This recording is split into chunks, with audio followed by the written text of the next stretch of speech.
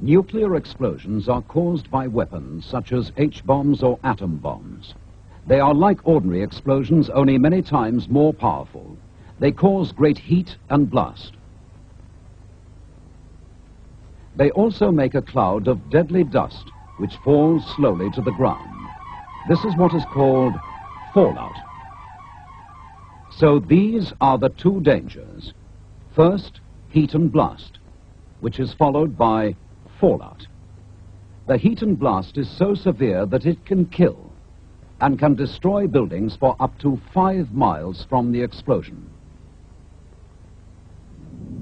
Fallout is dust that is sucked up from the ground by the explosion. It can be deadly dangerous. It rises high in the air and can be carried by winds for hundreds of miles before falling to the ground.